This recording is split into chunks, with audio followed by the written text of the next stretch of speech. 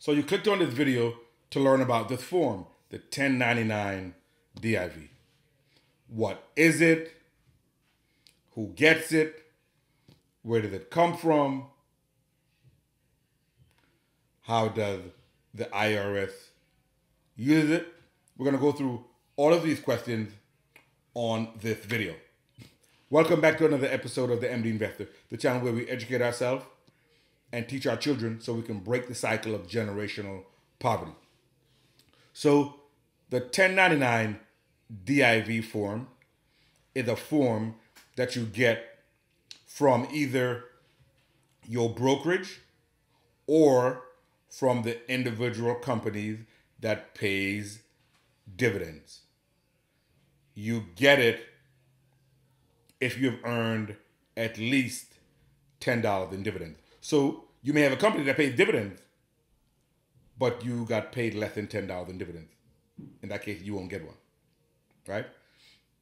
And it also goes for distributions because it says dividend and distribution. What are distributions? Distributions are essentially the same as dividends, but instead of coming from an individual company, distributions can come from an ETF or an exchange traded fund, which is basically a basket of stocks grouped together and held in one entity called an ETF.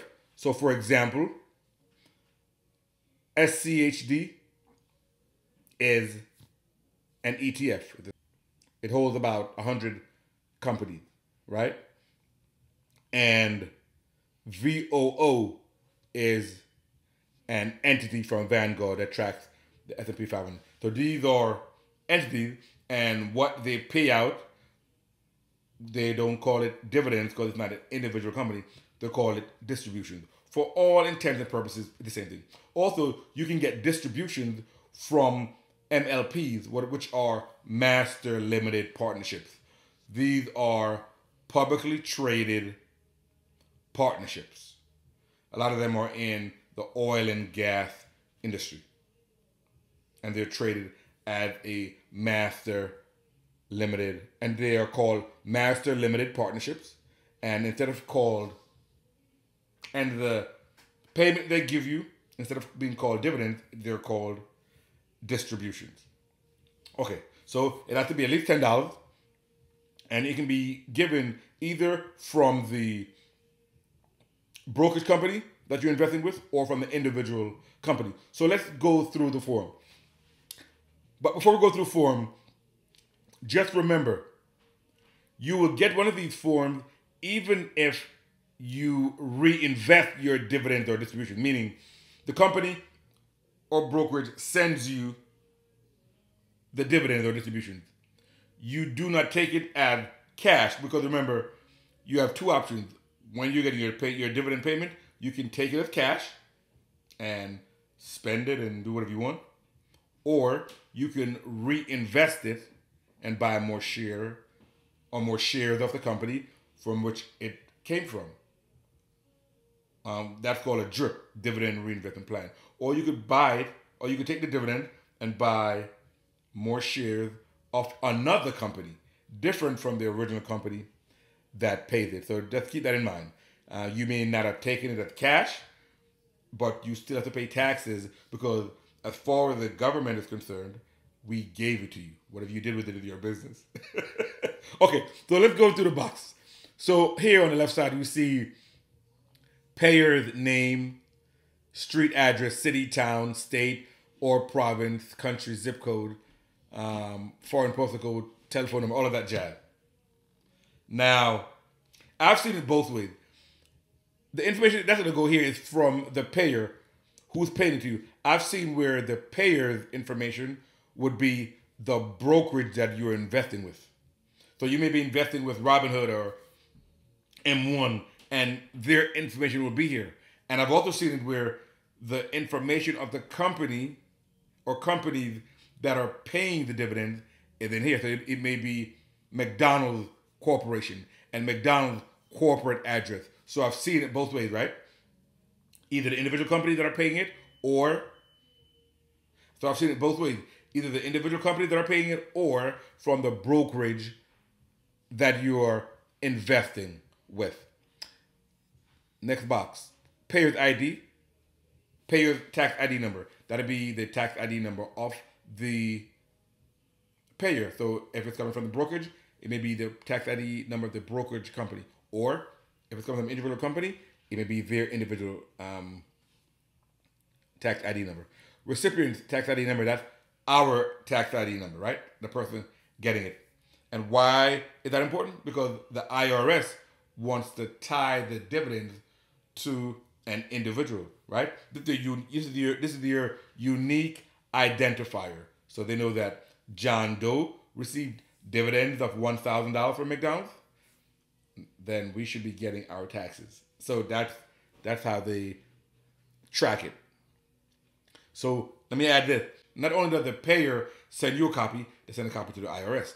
So the IRS will have a copy of this either from the brokerage house or from the individual company, or a lot of times the individual company will have a company that manages their stocks. So that's how the IRS keeps us honest, because they have a copy and you have a copy and it's identical. So that's how the IRS keeps us honest. They have a copy and we have a copy, right? They get a copy from McDonald's saying you got $1,000 in dividends, and you have a copy, but yet you don't see that on your 1040. There's going to be some questions. Okay, recipient name, that's your name, obviously. Your address over here, your street address and city and town and all that. Now, why do you think that's important? Obviously, the IRS want to know how they can reach you. Letter and mail and so on. But the other important reason that they want to have your address is that the state that you live in may tax dividends as well. So the IRS is only going to tax federally, but some states will also add a state tax on your dividends. There are some states that do not tax dividends. I know Florida is one of them. I don't remember all of them off the top of my head, but there are about 7 states that do not tax dividends. And I know Florida is one of them. So that's why they want you to know your address. That's why they always say everybody's tax situation is different, right? Because if you have your portfolio or your stocks in a Roth IRA, that is going to be tax-free. And another person might have it in a taxable account. So there's going to be different treatment. One person might live in Florida, one person might live in a state that tax dividends. So everybody is in a different situation. And remember, I am not a financial advisor or a CPA or anything like that. But I'm just giving you information that I've acquired by studying. Now let's go through the most important part of the box. The most important part of the box is box 1A and 1B. I mean, to be honest. And that's really the only thing I'm going to go through. That is the most important part of the box. You see these two terms, ordinary and qualified dividends. Those are a big key. Ordinary dividends and qualified dividends are key. We want our dividends to be qualified. And the reason why we want our dividends to be qualified is because they are treated. And the reason why we want our dividends to be qualified is that they are treated more favorable tax-wise. Let me repeat that. The reason why you want your dividends to be qualified is because they get more favorable tax treatment. Qualified dividends are given the long-term capital gains tax treatment, which means it's going to be taxed either at 0, 15, or 20% the most.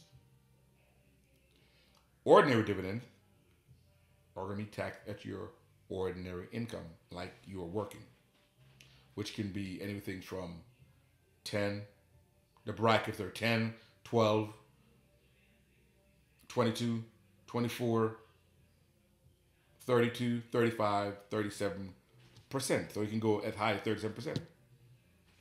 So you see the difference, right?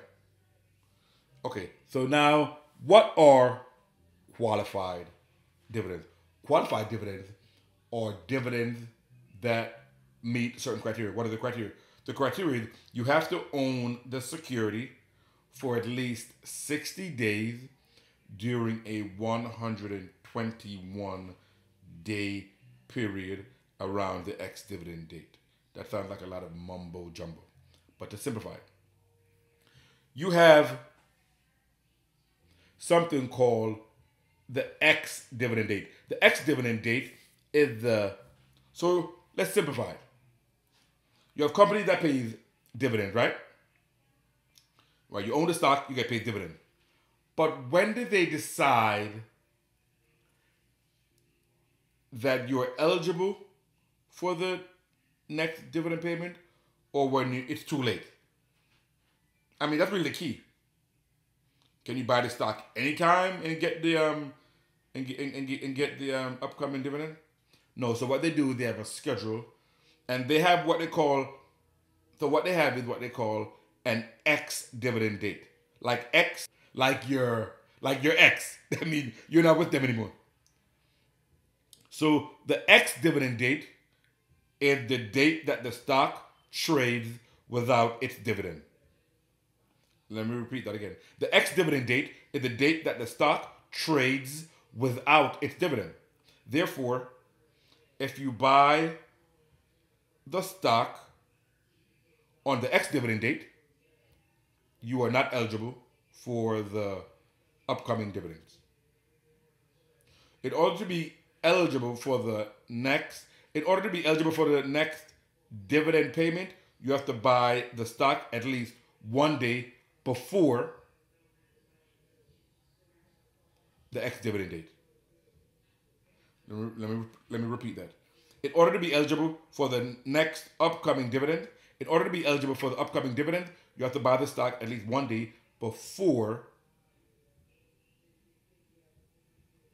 the ex-dividend date. At least one business day before the ex-dividend date. For example, if the ex-dividend day is on a Monday, and obviously the stock market is closed on the weekend, you have to have bought the stock on the Friday, at least one business day before the ex-dividend date. If you buy it on the ex-dividend date or after, you're not eligible for the upcoming dividend. So to be eligible to be considered qualified dividends, you have to own the stock for 60 days during the 121 day period around the ex-dividend date. Meaning you have the ex-dividend date, right? And then you have 60 days before that, and then you have 60 days after that. That is 120. Plus the ex-dividend date is another day, 121 days. If you own the stock for 60 days during this time period, so if you own the stock for 60 days during this time period, whether 60 days before or 60 days, where the 60 days before and 60 days after, and ex-dividend, if you own the 60 days during this time period, then your dividends are considered qualified. If you do not, then it's not considered qualified. So if you only own the stock for 59 days during this period, not qualified. You bought it and then you sold it after 30 days and you got a dividend during the time period, not considered qualified. Then it's going to be considered ordinary. So that's the distinction. And then if it's considered ordinary, then you'll be treated as ordinary income. The other thing that can make your dividend ordinary is if your dividends are coming from a real estate investment trust. A real estate investment trust, or REITs, or a real estate investment trust, also called a REIT, is a company that owns real estate and they pay out some of the profits as dividends. One of the cons you see here for REITs are that the dividends are taxed as regular income. So if your dividends are coming from REITs, they're considered ordinary dividends. Or if you can meet the criteria for qualified dividends, so you don't own the stock for 60 days around the 121 day period around the ex-dividend date, those are considered ordinary dividends, and they'll be treated as such. They'll be taxed as ordinary income. So getting back to our 1099 DIV, if you got $1,000 in dividends from McDonald's, in box 1A it'd be $1,000. But you're saying McDonald's, and it's qualified dividend. All right, so you own it for 60 days during the 121-day period of one next dividend date. But you say, why would it be called ordinary dividend? Well, it's not really considered ordinary dividend, but they put, it would be here $1,000. And then 1B says how much out of 1A is considered qualified. If all of the dividends from McDonald's, then it'd be 1,000. So 1,000 ordinary dividends, how much of it is qualified? All of it, 1,000.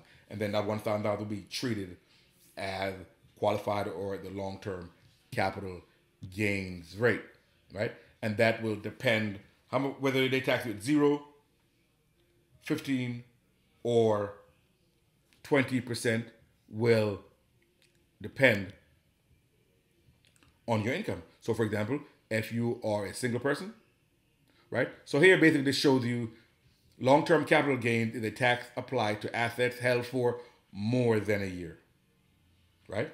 Long-term, so you own real estate or you own a stock and you hold it for more than a year. You sell it, you have a capital gain. How do they tax that? At the long-term capital gain rate. Dividends that are qualified are taxed at that rate. The long-term capital gains rate are 0%, 15%, and 20%, depending on your income. These rates are typically much lower than the ordinary income rate. That's why you want your dividends to be qualified. So here, for single tax filers, and this is for married tax filers, right?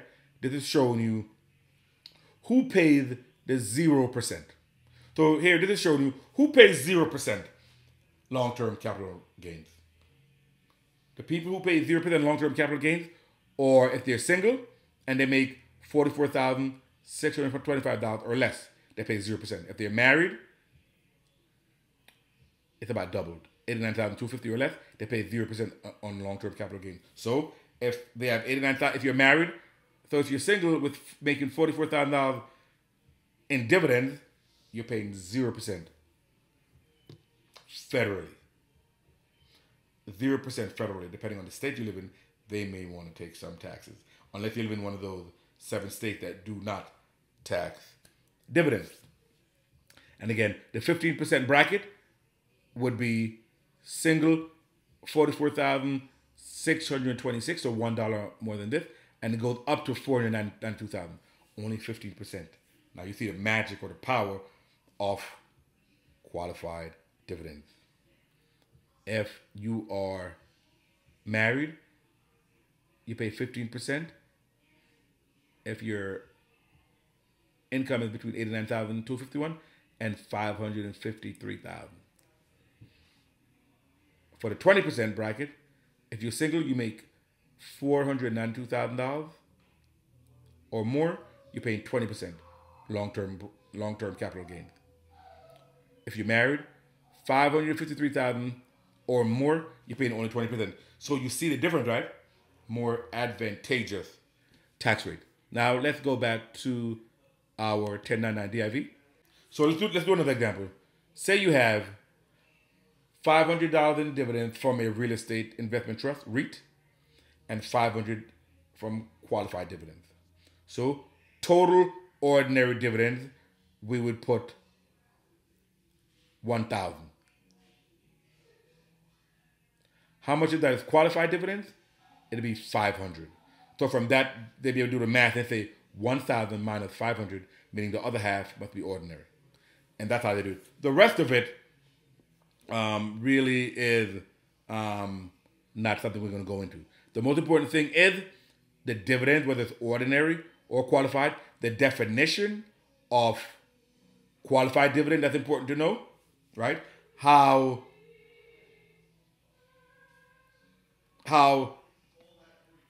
and also how we only get a 1099 DIV if we have gotten at least $10 in dividends. And also important, we will get a 1099 DIV whether we took the dividend as cash or if we reinvested it. Okay? And the same thing happened for distribution, which we'll get with ETFs or with an MLP, or master limited partnership, which are publicly traded partnership, which you'll see in the oil and gas field. So, guys, hopefully you got something out of this.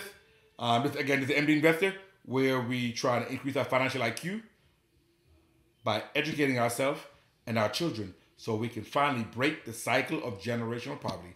MD Investor out. Don't forget to subscribe on YouTube.